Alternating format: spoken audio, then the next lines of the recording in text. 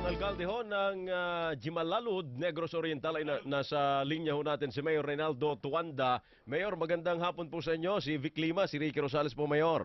Okay, good afternoon rin. Pakibalitaan nyo nga ho kami ng nangyari ho dyan sa inyong lugar after nung lindol. Yes, our magnitude, earthquake magnitude is 6.8. Our town, Himalalod, Himalalud, is allegedly having the epicenter here.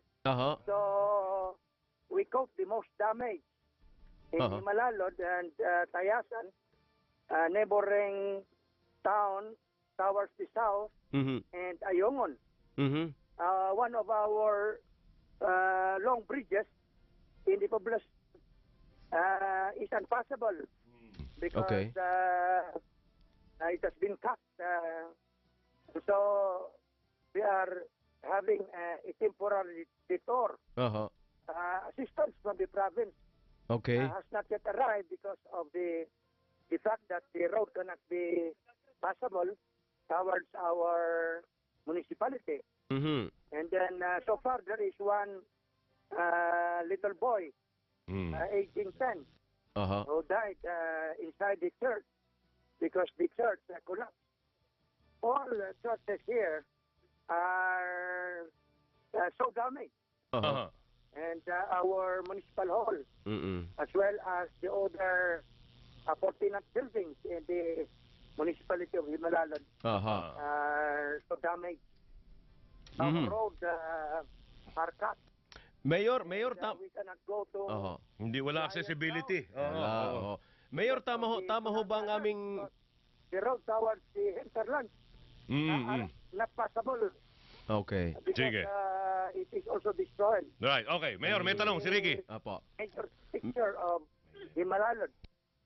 Mayor, tama ho ba ang pagkakarinig namin na yung bata hong namatay ay sa loob ho ng simbahan? Yeah. Inside the church, there was some kind of funeral. May some kind of ililibing funeral service. Ceremony. Oo. But then it was unfortunate the earthquake struck and then the wall Collapse. hitting hard the little boy and it caused his death. Mayor Tuanda, yung nangyari po yung lindol na yan, it was during office hours. Na-inspeksyon nyo na ba, naalaman nyo na ba yung ibang mga gusali na nagkaroon ng damage kung may na-aksidenteng mga tao sa loob or nakulong or naguhuan? I was inside the office of the mayor. I had just been through with our staff meeting when at 11:45 when the barangay captains were still holding their ABC meeting because it's the first Monday of the month. Yes, Where the earthquake struck and then my goodness, the office is so damaged. Mayor, Then, ano ho? everybody were crying, especially the ladies. Ano hong saktong oras, Mayor, na nakarating ho sa inyo yung balita at paano ho ipinarating sa inyo? The earthquake struck at 10 of 12. Okay. 10 or 12. Tapos paano ho nakarating sa inyo, Mayor? Ano ho ba ito? Nagkagulo na ho sa inyong opisina, sa Mayor's office? O paano ho nakarating sa inyo yung balita? Epicentro sila. Yung ano? Hindi, Yung balita ng earthquake? Paano ho dahil epicenter ho kanyo kayo, di malakas ka agad ho yan, paano ho nakarating sa inyo yung balita, Mayor? There is, I have a daughter in Washington. Okay. Who followed up the system of, what do you call that? The disaster technological system in America. And they gave us the full details.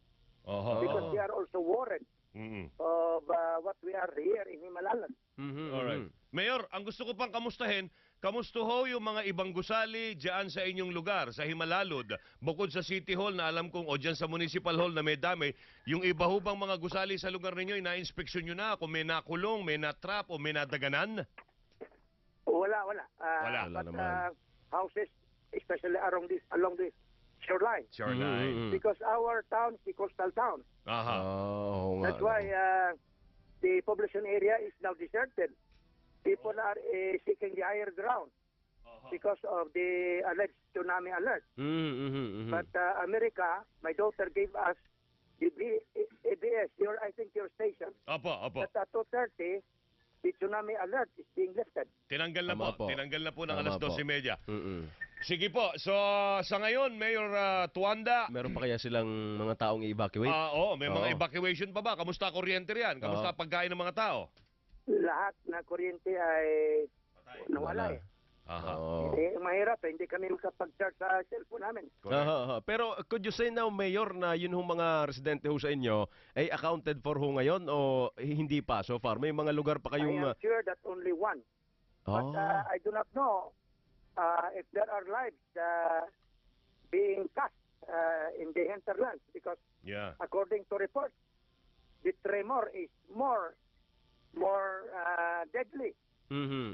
than we experience in the population area. Yes. In fact, roads in the far-flung hinterlands Aha. have been cut. Mhm. Mm-mm. At gaano ho... Aha. Substantial damage of our barangay road. At gaano ho karami, Mayor, yung pag sinabi ho natin, yung mga kababayan ho natin na nandyan sa mga hinterland na sinasabi ho ninyo? Mga gaano karami? Himalalod, we have 28 barangays. 28 And barangays. then, about 21 are Oo. in the hinterland. Marami. Mm. Oo, mas marami yung... Pero sa ngayon ho, parang kamusta area. ho ang lagay ng dagat sa lugar ninyo, sa Himalalod, Mayor? Kamusta ang lagay ng dagat? It's calm, very calm. All right. Very calm. But Anyway. we really do not know because even Japan's tsunami Tumahimik came out muna. in the after. Yes. So anong preparation nyo ho ngayon, Mayor? Ano hong ginagawa natin ngayong measure dyan sa inyo? I have instructed all those who evacuated in the hinterland Mm-mm. because of the ABS pronouncement Mm-mm. that the tsunami alert is lifted, Right, that's right. that they would rather stay at the Himalalod Central School. It's a pre-war building which is sturdy enough. So it's the roof. I mean, in case of inclement weather, our people can gather around.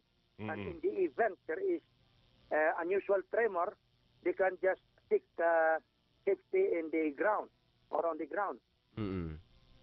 Okay. Okay. Sige ho, Mayor Reynaldo Tuanda, maraming salamat po. God bless you. Good luck. Good Thank luck you, po. Mayor. Thank you. so much. Thank you. so much. Thank you. Thank you. Ang nakakatakot kasi dyan, Ricky at Attorney Claire, as of now, siyempre, wala kang kuryente, wala kang mobility, wala kang accessibility, siraan tulay, siraan kalye.